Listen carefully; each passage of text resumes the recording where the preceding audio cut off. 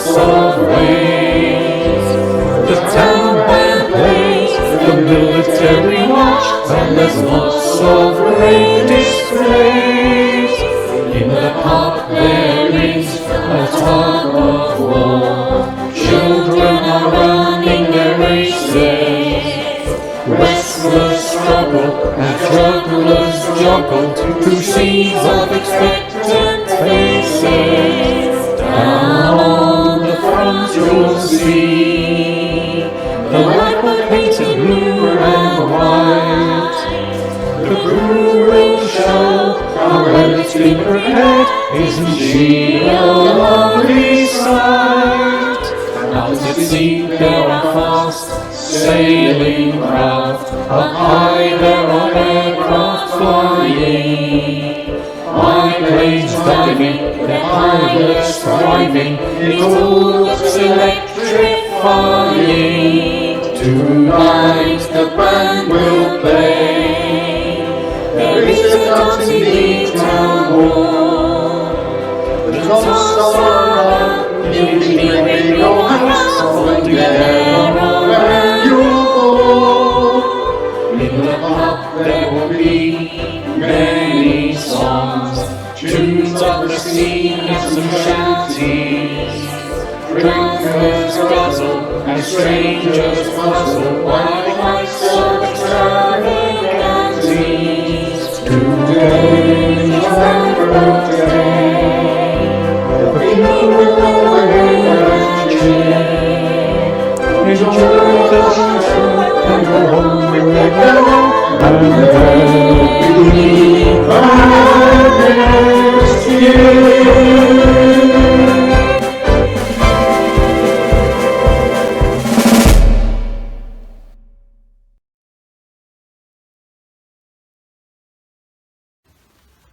It's turned out nice, hasn't it, Tuner? Oh, hello, Sam.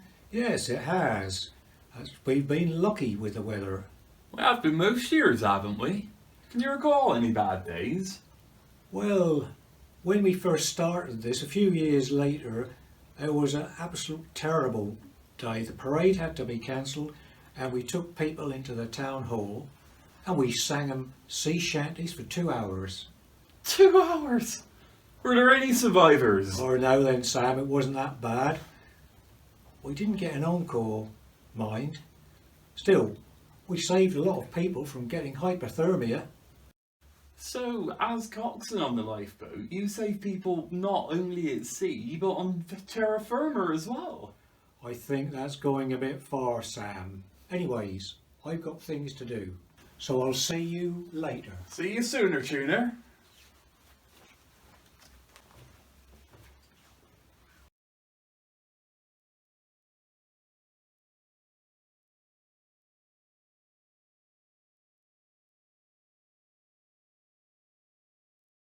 Terribly sorry, madam. No, that's all right. It was my fault. I was just waving goodbye to my friend Grace. I wasn't looking where I was going. Same here.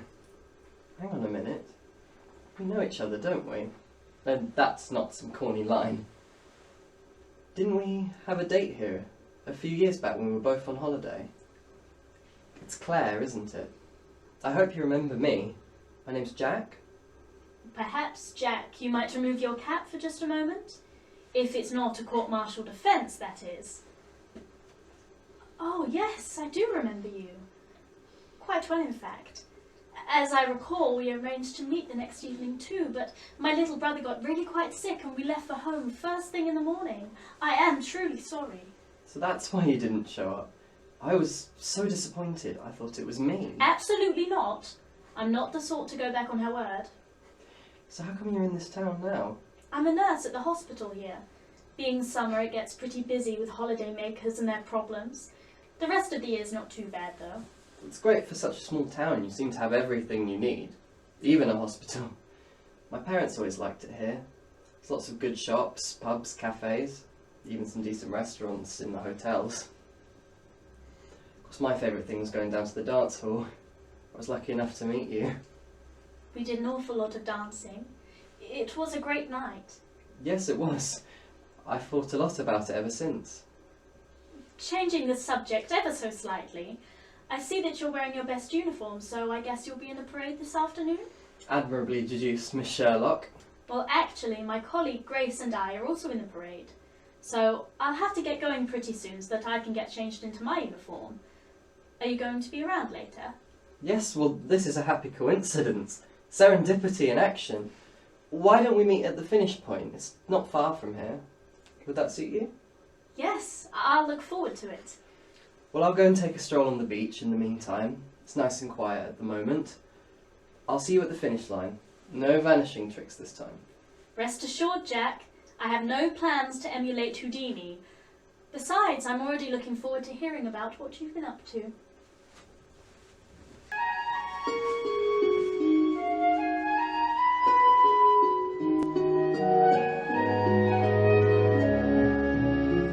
It is quite strange to meet that girl. I feel such joy.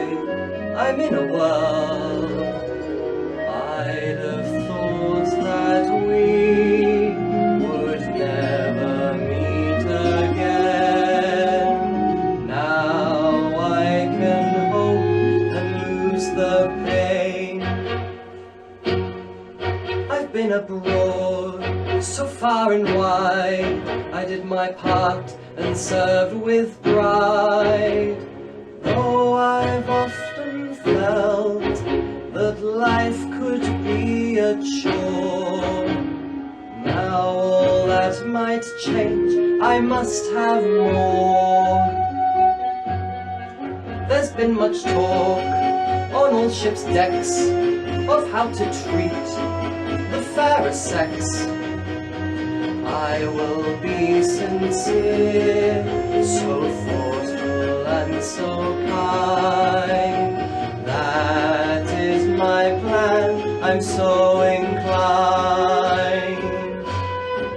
When we first met, I think I knew that she was one of just a few girls to make my wife while working hand in glove. I have asked myself, could this be love?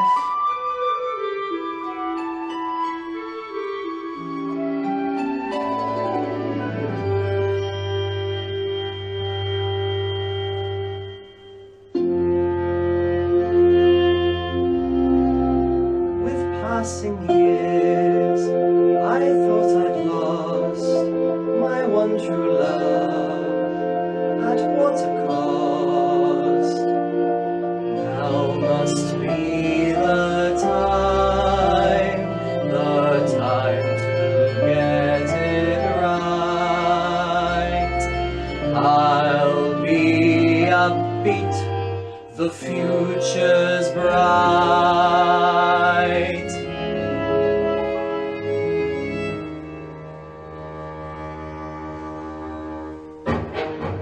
I feel quite tense, I must take care to be myself, it's only fair. Hope she fancies me, I pray to God above. Help me to succeed, this must be love. Help me to succeed, this must be love.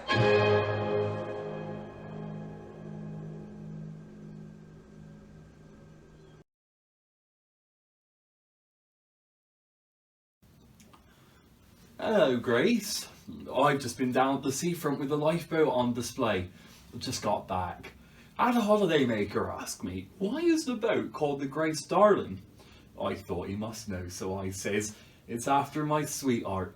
Her name's Grace, and she's my darling. I saw his eyebrows raised, so I told him the true story of how in 1838, the lighthouse keeper's daughter rowed out and saved the crew of a stricken ship. As always, my dear, you're a real mine of useful information. Of course, she'll always be my heroine. Shame she died so young. National treasure, wasn't she? Died 4 years later of tuberculosis. Only 26 she was. I told him all that. And then he says, I thought you couldn't catch tuna around here. And I says, no, you can. And he says, so why's your coxswain called Tuna? So I have to tell him it's because he goes round singing all the time. You know, sir, loads of different tunes. I watched the penny drop. Well, unlike someone I know, at least Tuna is a decent singer. I suppose he's not too bad. And he is the best coxswain I've served under. Well, he's the only coxswain you've served under. He's no barrel of laughs, but he's a brilliant sailor. All credit to him, so many lives have been saved. Oh, sounds like him now. I'm away. Oh, Tuner. I hope you're ready to perform in the parade today. I can't say that I am. Especially as we've been asked to wear our sou'westers on a lovely day like today. They think it makes us look authentic to the visitors. But as coxswain of the lifeboat, it wouldn't be right if I wasn't there, would it? Never mind, Tuner. It's all in a good I cause. suppose it is. There's a good chance we'll raise a fair sum of money today, which will contribute towards us getting a motorised lifeboat sooner rather than later. That is, if the powers that be don't stick their oar in. Think how much faster we could get to help those people and ships in distress. Imagine that. Not having to row. I reckon even women could become lifeboatmen. That'll never happen. This is, and will always be, a man's job.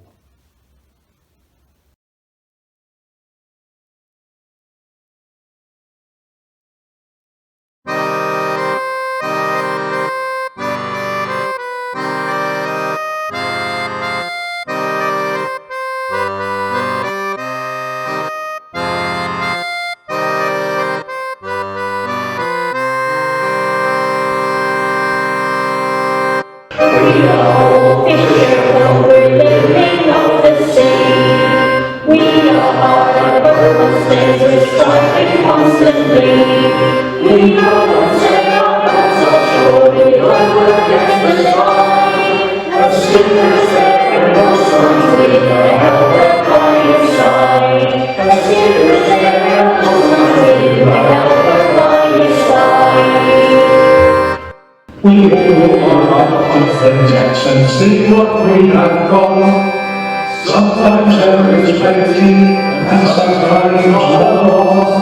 For wherever we take it, and land upon the beach, we pray we'll get fair prices, oh Lord, we beseech. We pray we'll get fair prices, oh Lord, we beseech.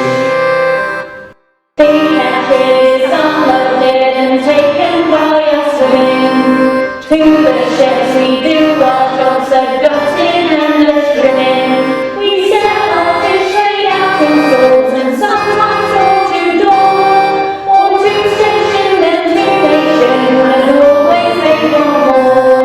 Or to station and to nation and always make no more. When the weather's really bad and trouble can be brewing, then we get to thinking of what we might be doing. We'll rush to the lifeboat shed if we hear of a ruin. The launch's most demanding is no honeymoon. The launch's most demanding is no honeymoon. Lifeboatmen, lifeboatmen, like all who've gone before, get on board and take a seat and then lay proud and more. The lifeboat to your stricken ship, get there to lend a hand, while we can throw our worrying and suffering on dry land. While we can throw our worrying and suffering on dry land. It is rather dangerous, but duty we must do. It's a longer decision just followed by a few. We volunteer for lifeboats, we don't think we are brave. We just hope that from drowning, some souls will save. We just go back on running, some souls we will save. Fisherfolk and lifeboatmen, they are entwined together, working hard and fearlessly and never mind the weather. No souls we save may keep us there forever in our debts, but it's something that we just do when we're used to getting rest. But it's something that we just do when we're used to getting rest.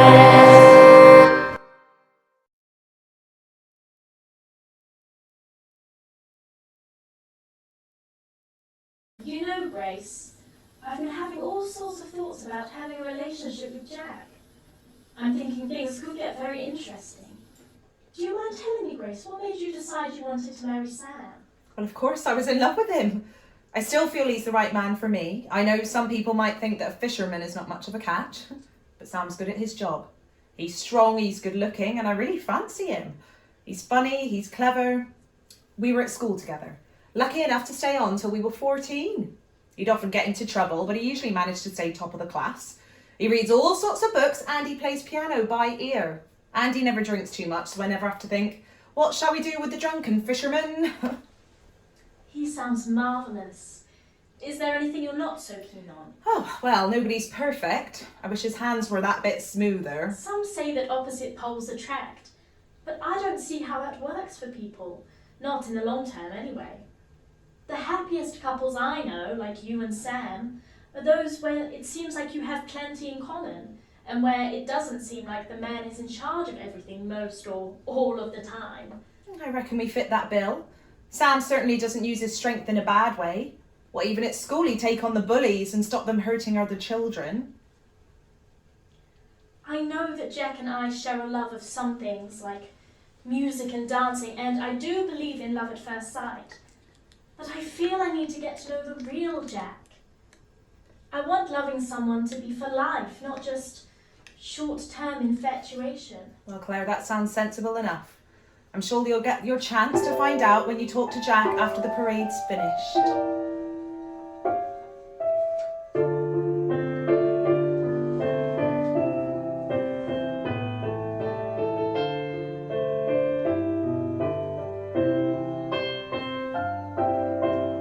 I've walked out with boys who weren't special, at least not that special to me. I won't marry to get me off the shelf, I say that constantly. I now want a man to share my life with whom I can work, rest and play. Kind, generous, and just a bit funny in a humorous kind of way. He will always want to help me in everything that I can do, to share some laughs and some tougher moments. Our love will see us through.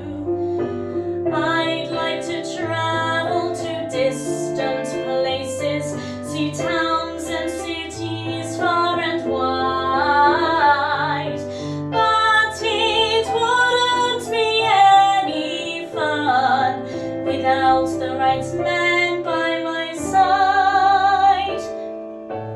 I'm so pleased I've met again my sailor. I feel he's the man that I need. But now my feelings might be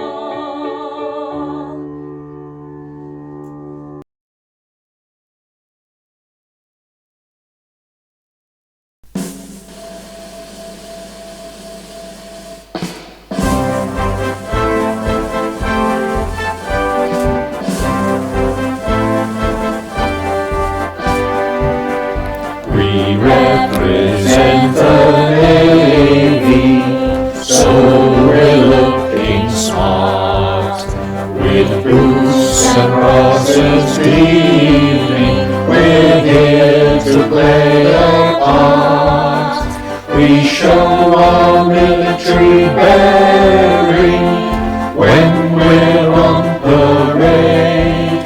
Our discipline when marching puts others in the shade. We're proud of our service and our shipmates too. When our country needs us, we'll come through.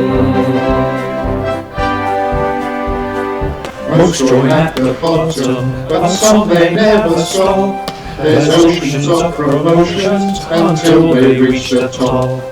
Captains and commanders, admirals of the white, they sail the whole world over, quite prepared to fight. Most of us just do our jobs as best as we are able, and tell some tales of daring do and patriotic fable.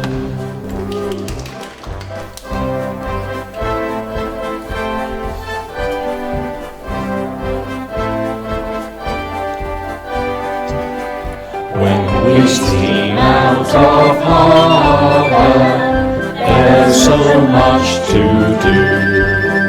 The captain gives his orders and these come to the crew. Some sailors navigate our ship, others man the guns.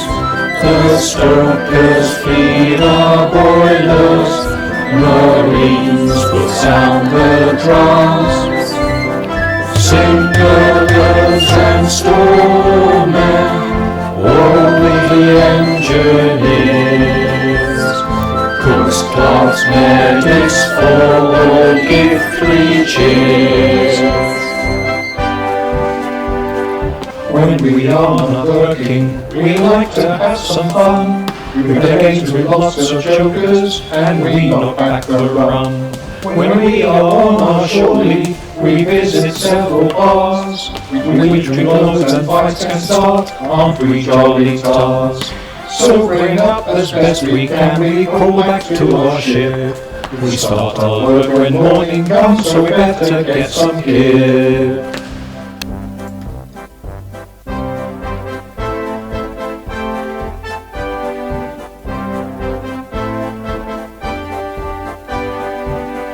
We represent the Navy, visiting the world. We've entered foreign harbours, and with our flags unfurled, we get a fabulous welcome, where'er we may roam. But nothing like the welcome we will get back home. Our wives and our sweethearts will be there to wait. We know that they think we're bold and brave.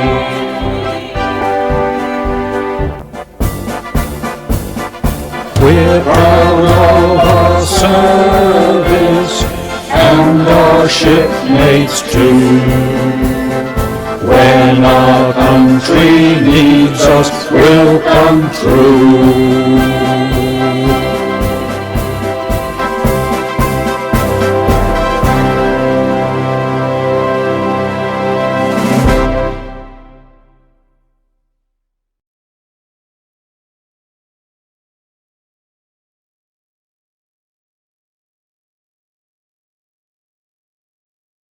Well, that was fun. Anyway, I thought so. What about you? Yes, much better than I expected. And now I can relax with the girl of my dreams. What a charmer you are. You know, after my premature departure when we first met, I did think about you. Quite a lot, in fact. Perhaps I should have tried harder to find you, but we didn't swap surnames. And I don't think writing to the Admiralty asking for the whereabouts of someone named Jack would have got me very far. It's true. You might have had better luck if my name was Horatio. Well, I must say I've thought about you a lot. At least I now know why you left. I did think about doing some detective work, but I dismissed it as too sad and pathetic. Chasing after a girl who stood me up after only one date. How creepy is that? Yes, I do see your point. Well, now I can learn more about you. Tell me how you came to be in the Navy. It's a family thing, really. Since before Nelson's time. I did alright at school, but I knew I didn't want to be a doctor or a lawyer or something. So I didn't mind maintaining tradition and going off to Naval College at Dartmouth at a tender age. Well, for a home-loving boy like me, it was quite grim at times. Dartmoor, I used to call it. You know, the prison. So, how come you're nursing in this town? Did I tell you my father was an orthopaedic surgeon in London? The problem was the war. He worked so long and hard repairing the mangled limbs of so many young men. Boys, really. He almost burnt himself out. He loves this part of the world, so when the opportunity of a job at the hospital came, he jumped at it. He's so much happier now. I'd finished my nursing training, so I decided I'd join him. I don't mind living with Mummy and Daddy, for the time being anyway. Can I ask, did you see action in the war, Jack? The war to end all wars. I joined my destroyer early 1916. Things had been pretty quiet on the naval front. But then there was this massive scrap off Jutland. Well, everyone knows about that. We were in the thick of it. A lot of the time I was excited, but a lot of the time I was scared. Really scared. I was working on the bridge. God knows how the men below deck felt. One of the worst things was seeing one of our battle cruisers just blow up. One moment she was there and then she wasn't. 1,000 men gone instantly. Yet my ship remains virtually undamaged. We take no serious casualties. I still have bad dreams about it all. I feel guilty for surviving. Perhaps that's a factor in my recent decision to transfer to the reserve and join the merchant navy. I understand, Jack. During my nursing training, I was sent to a massive country house full of soldiers, most with no serious physical injuries, but who were unable to cope. And some were quite clearly in a very bad way, though they seemed normal enough on the surface, though they were certainly not normal. There's not a lot of treatment options for things like that, and of some of them they're truly horrid. Electric shocks and things like that. My understanding was that those who would speak about their experiences did better than those who wouldn't or couldn't. You can always talk to me about it, Jack. Anyway, enough about the war. I know we both like music and dancing, but there's a lot more to life than that. Let me carry on my interrogation. You can begin by telling me what sort of humour you like. Have you had training from the Spanish Inquisition? No, senor. I don't think the nuns at my convent school are quite at that level. I'm just keen to know about things that we have or don't have in common. It's quite important, you know.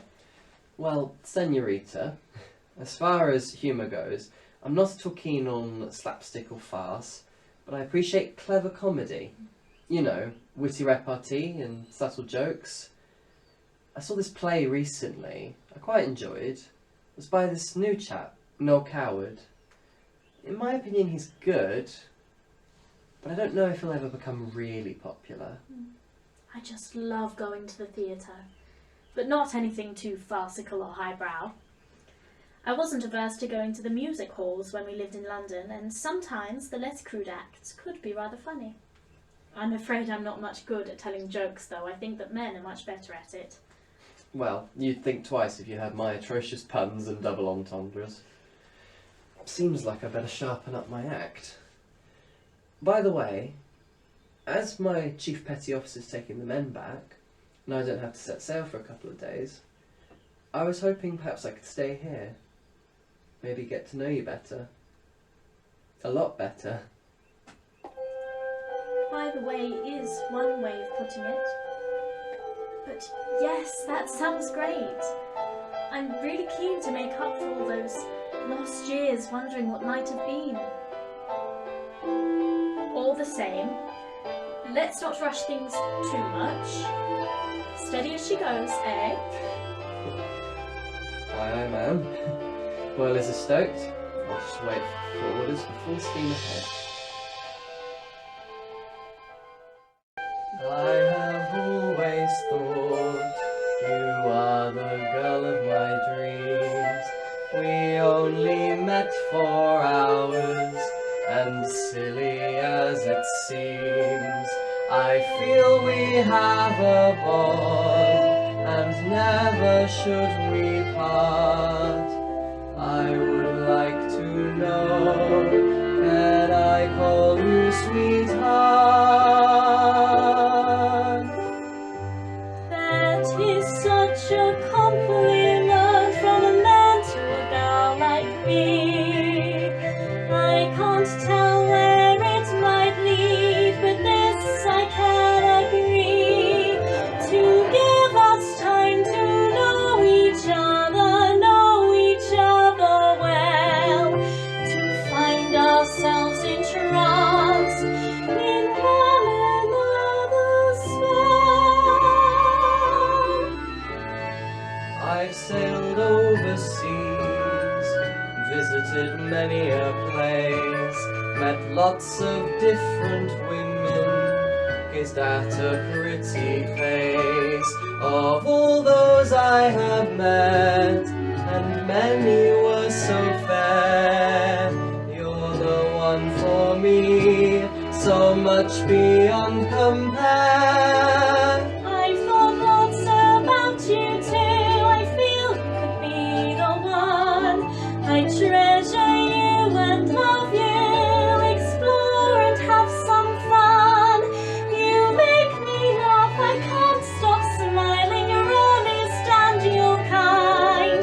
Our harmony is great, and you let me speak my mind.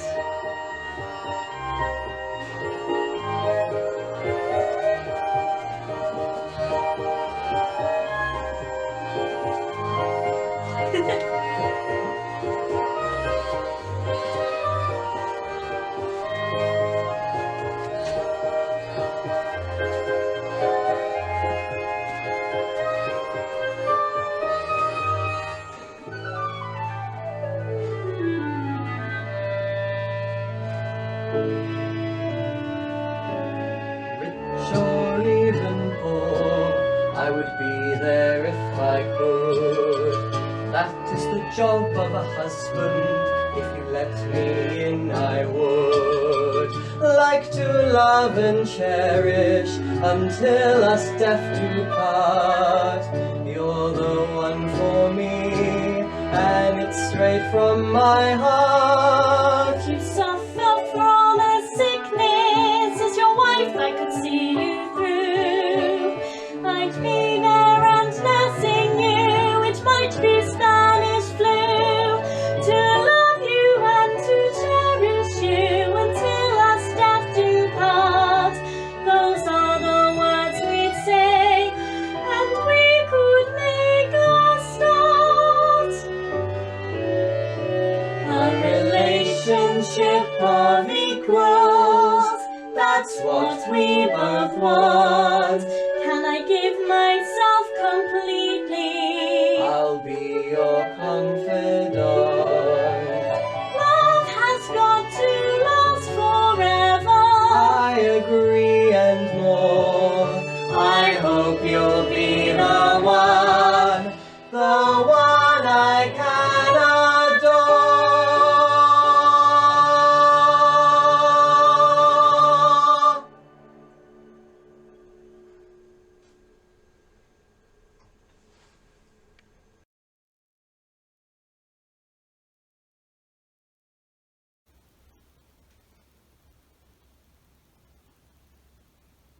Well, Robbie, it looks like conditions are worsening. It's a shame we haven't got the warm, sunny weather that everyone was enjoying just a few days ago. I think we better move further out to sea.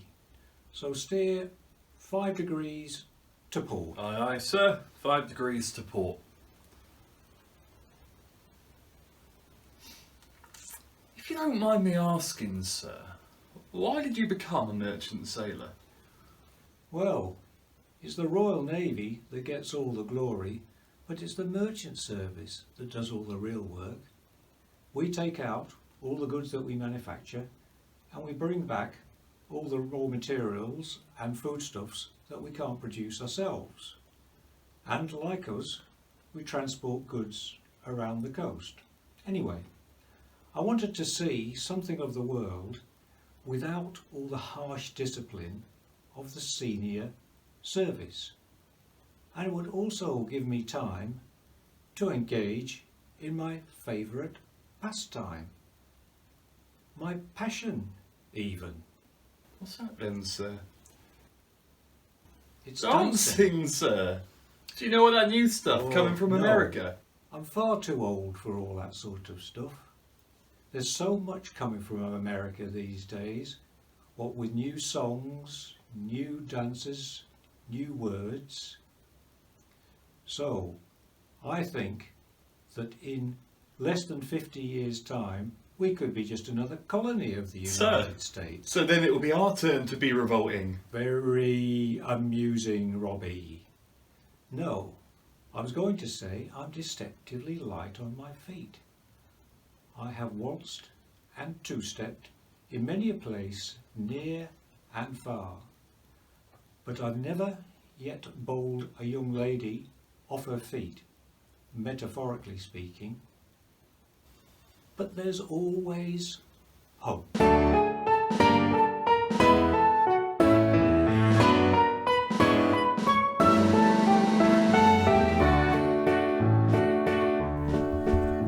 When I was a young lad I stole off to sea. I thought it would be just a great life for me, but what I missed most was meeting fair lasses of all shapes and sizes and all sorts of classes. I just wanted to dance with a girl in my arms, hoping she'd bear with the sweat on my palms.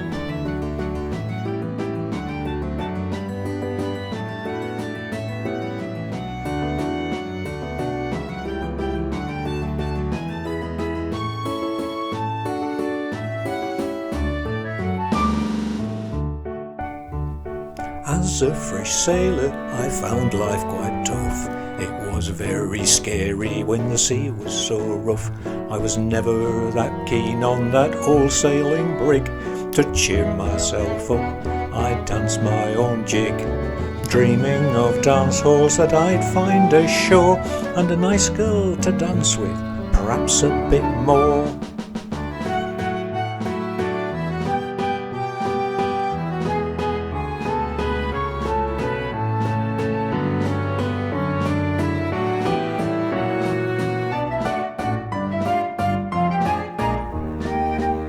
When I rose to be boatswain, I knew I'd done well, and I saw my future as clear as a bell. I went on with my dancing whenever I could, hoping I'd meet someone both pretty and good. But when I did ask, could you fancy me, they left me there standing, and I went back to sea.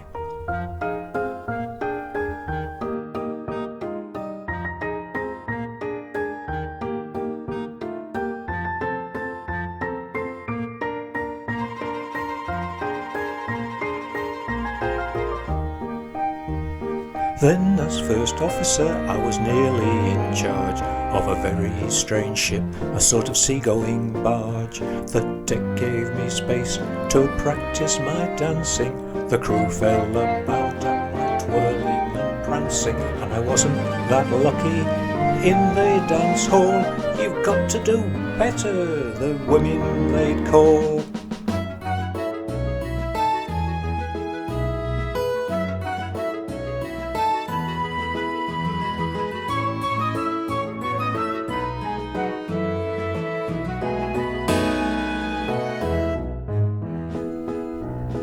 Now I am master of this fine ship. I see those old problems as just a mere blip. When I am in port, to the dance hall I'll go, and my well-honed skills there I do show.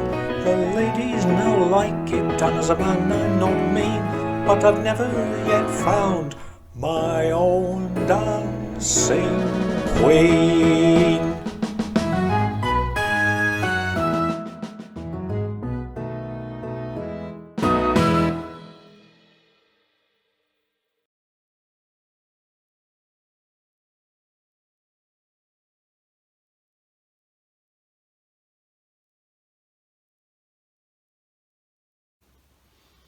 That was the chief engineer on the blower. He says the lubricating system is failing and that the propeller shaft and main bearing is running dangerously hot.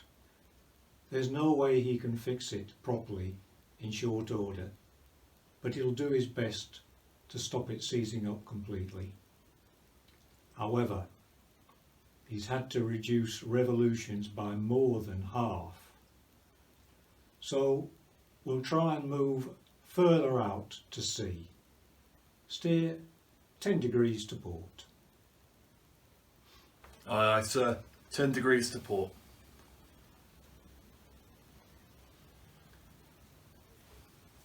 Do you think we can manoeuvre our way out of this? In these rough seas, and with such a huge loss of power, any big changes of course or trying to put her into reverse are going to prove extremely tricky and dangerous.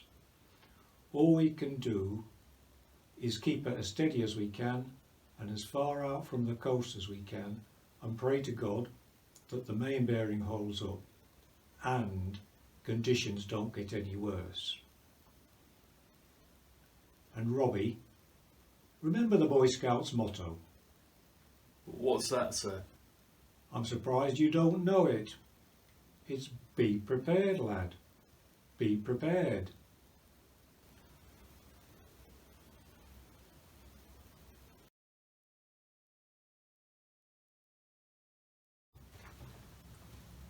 Hello, Junior.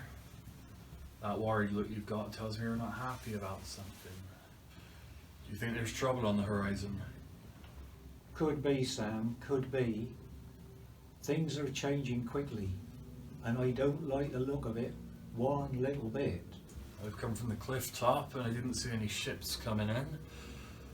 I hope weather warnings have been heeded by any sailing ships, not that we have many of them these days. And steamers should be able to handle the worsening conditions.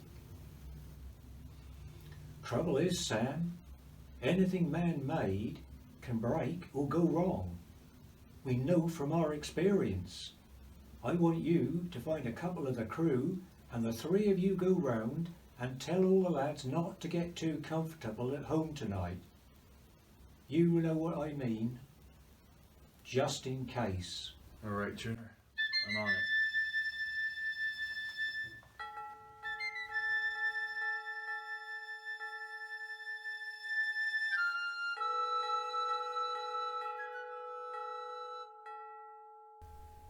The sea is looking restless, there is a steady swell. We know storms are coming and all will not be well. The clouds are faster thickening, the sky's becoming dark. The waves will soon get larger, the outlook is quite stark. I know from my experience it's not at all that strange how quickly things get out of hand, how quickly things can change. One moment you are confident, feel safe and quite secure. The next there can be chaos and hardship to endure.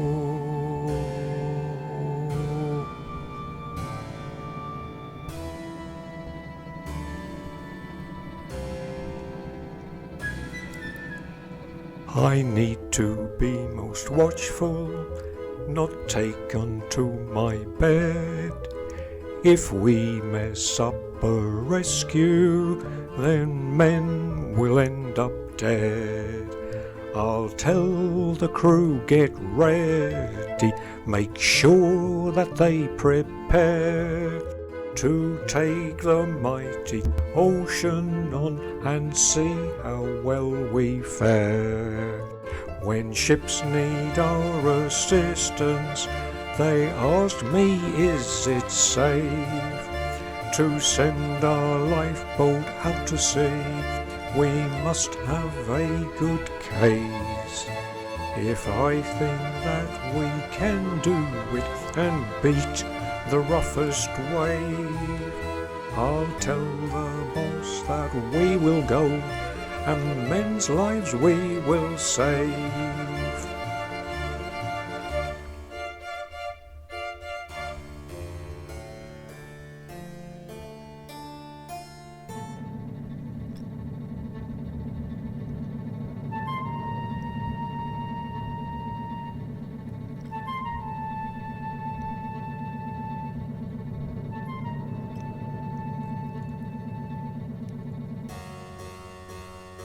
When we hear the maroons go off, we'll have to wait no more. We check that all our gear's there and rush down to the shore. The lifeboat then needs launching, is pushed into the sea. We'll be aboard to pull our oars and meet our destiny. We'll be aboard to pull our oars and meet our destiny.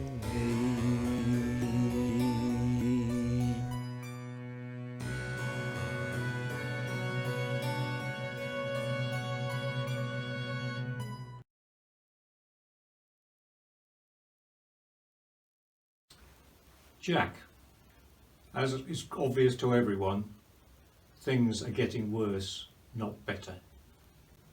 This could well be the end for the old girl after more than 30 years of service. I'm going to signal for assistance. How, sir? We don't have any wireless... No, we don't. The owners wouldn't pay for it, and there's no law that says a small steamer like this has to have one. Neither do we have a proper signalling lamp. However, what we do have is a good stock of distress flares which I shall send up. You go and tell the crew what's happening, and Jack, tell them to prepare for the worst. Yes, sir. I'll send up that flare now, Robbie.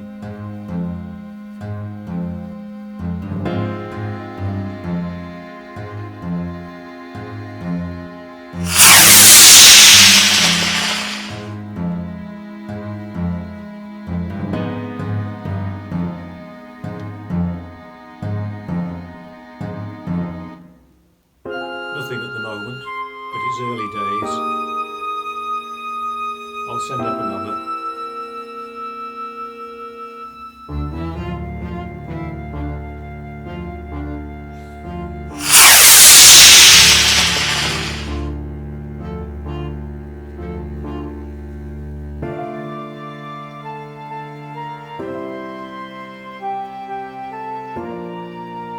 Still nothing.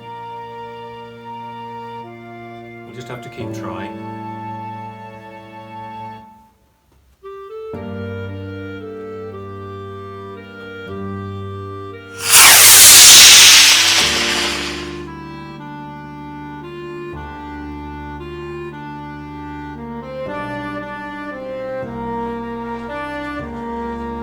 That was quick work.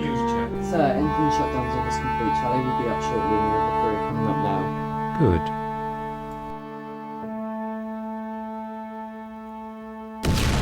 Looks like they've seen us. Thank God for that. Mind you, they've got to get here in time, before it's too late.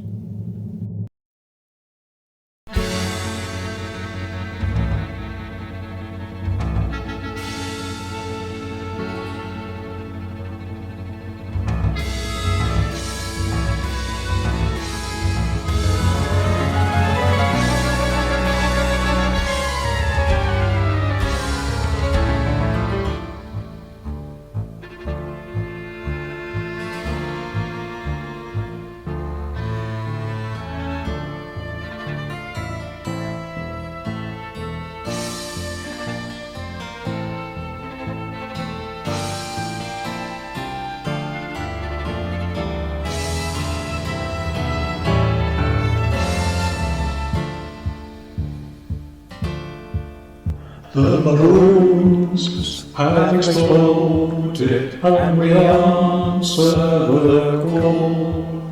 We launch our sturdy lifeboat to save one and all. From peril on the sea, our following to shore are likely in danger, but we all know the score.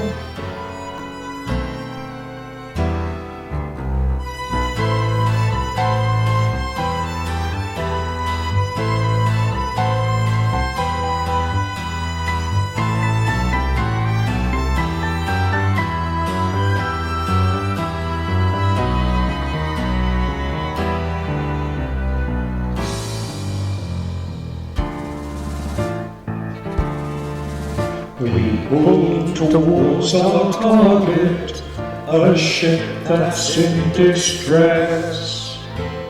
Concentrate on getting there, our fears we must suppress. We all pull together, we all ignore the pain. We think about our families, will we see them again?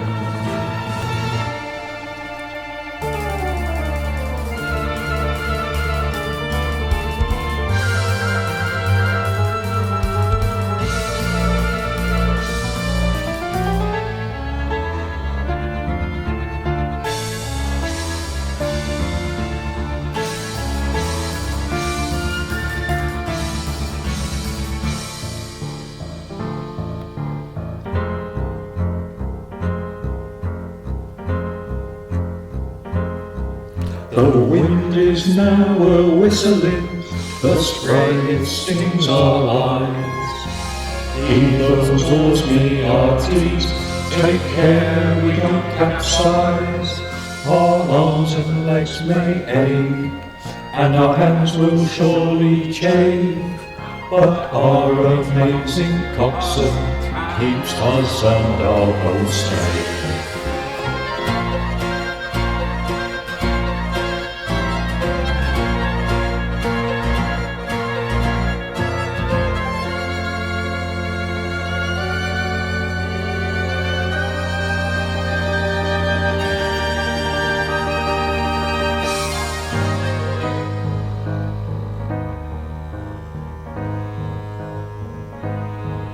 We reached the stricken vessel, we put a man aboard.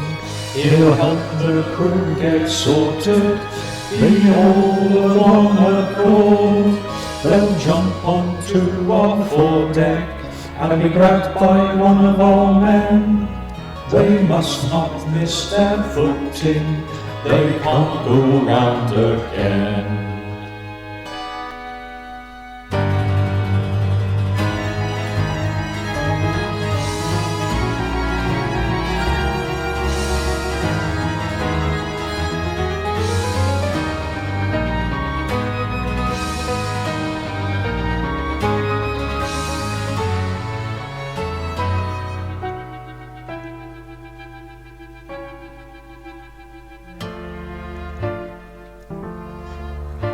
We pull away from danger, stare at the sinking wreck.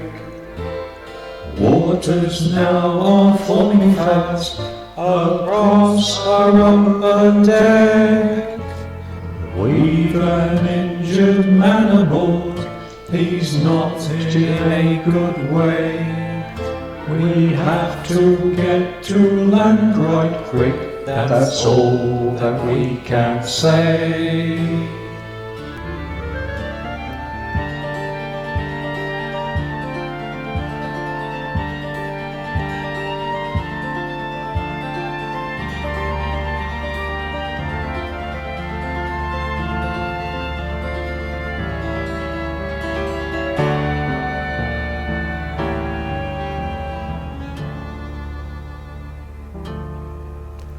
How nature can be cruel, play a treacherous game. The storm is now subsiding more quickly than it came.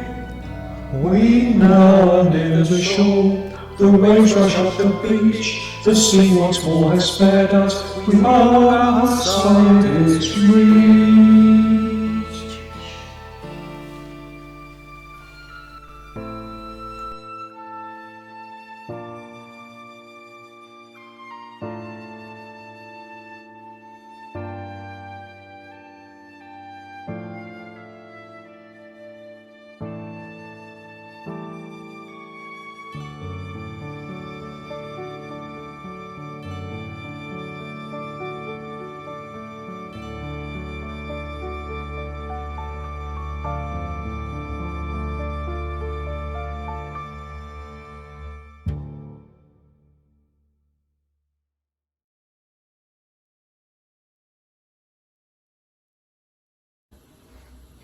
Well, Claire, it's been a tough night. Sam was in quite a bad way. His right leg suffered a serious fracture. Your father has repaired that and he's hopeful he'll make a full recovery, but it's going to take a lot of time and effort before he's able to walk again properly. He's just coming around from the anaesthetic. Let's hope that all of Daddy's years of experience have, fingers crossed, saved Sam's leg. I'll see how he's doing. Oh, look who's here. Oh, Jack! I thought I'd lost you. Not just yet, I'm glad to say. It made me realise just how much I care for you. Maybe I should get shipwrecked more often. Now, not exactly the moment for flippancy. Although I suppose you are trying to make light of it, even though it could have ended badly. Losing the ship was terrible, but at least the lifeboat crew managed to rescue everyone. Life is strange, isn't it? Spend all those years in the Navy on a fighting ship, no problems, and then within a short while of joining the merchant service, our ship founders and I was nearly on my way to Davy Jones' locker, along with the rest of the crew. You've no doubt heard about Sam.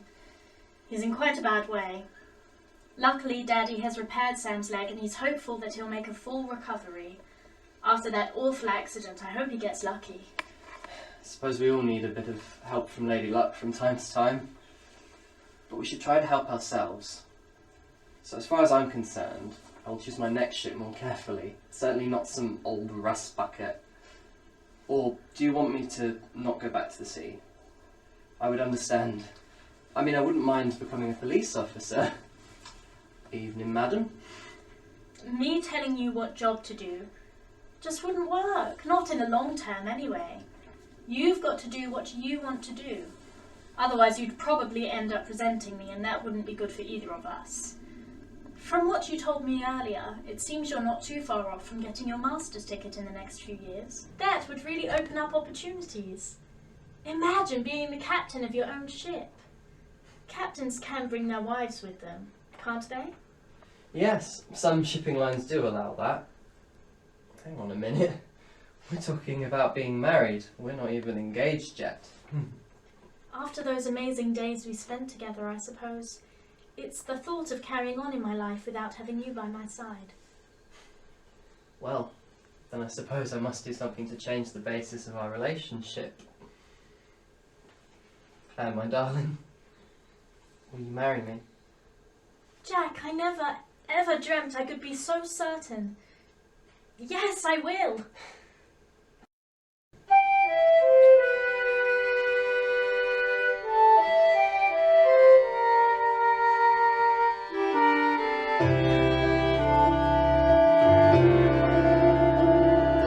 I was so scared that I had lost you. I prayed so hard for your return. I thought about us both together. There was so much more to learn. When I was there with my ship in distress, I knew there was a chance I could die. Thinking of you made me so much stronger. Survive was my battle cry. I remember, oh, what fun we had. We talked and we laughed so I want your presence and companionship, to feel your warmth, your love, your touch.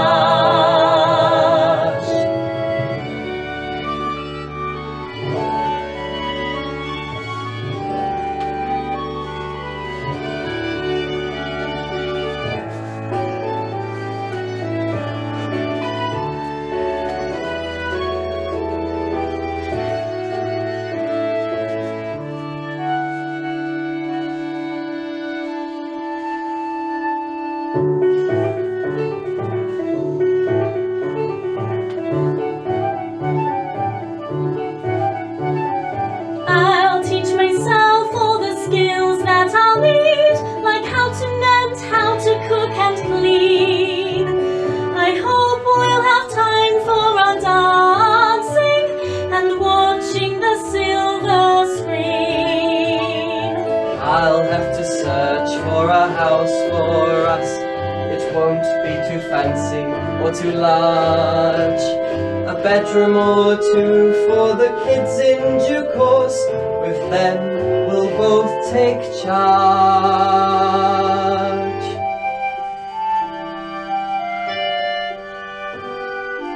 Now that we feel that we want to marry, of that we're absolutely sure.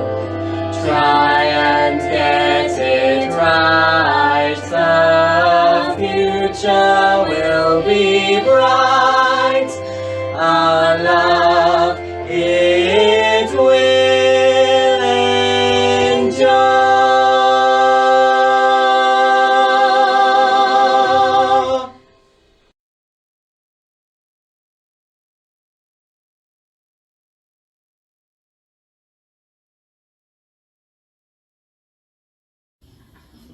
Oh, Sam, my poor Sam. I'm here for you, my love. Are you in a lot of pain? Not really. I don't seem to feel much at all. It seems a bit odd. That's all the morphine you've been given. Your right leg was badly smashed up. Claire's father has put you right and says you'll walk again, but it's going to take time. So I want you to be a very patient patient. How are you feeling otherwise? Apart from feeling a bit groggy, I feel like a fool. I made a big mistake. I shouldn't have rescued the cat. Oh, yes. The cat? Tell me what happened. Better start from the beginning. I was up front on the port side. Somehow we managed to make it out on our first launch attempt.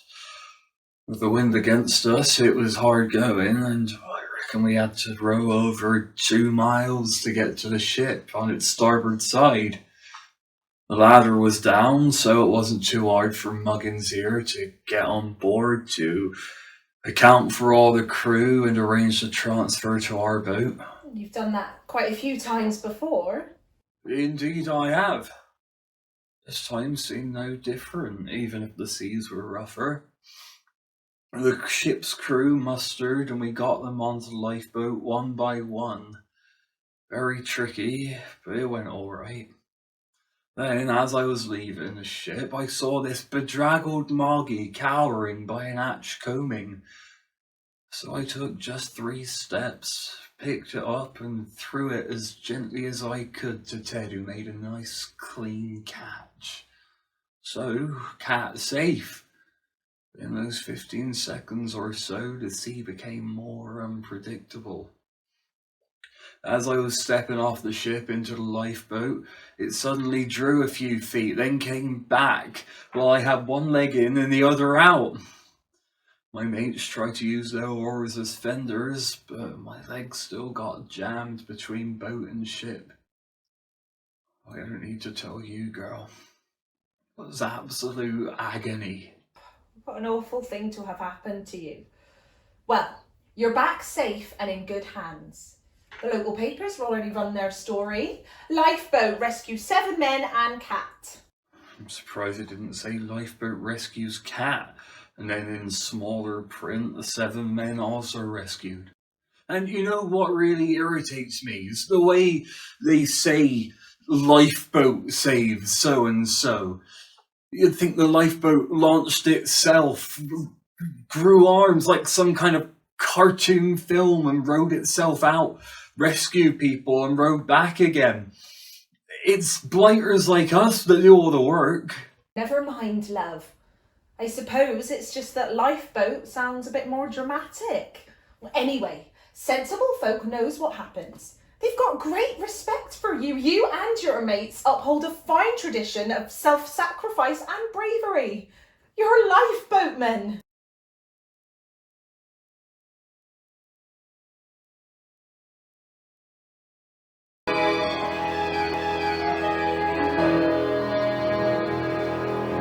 We are so relieved that our boats have come home safely. They risk their lives and never think it's folly.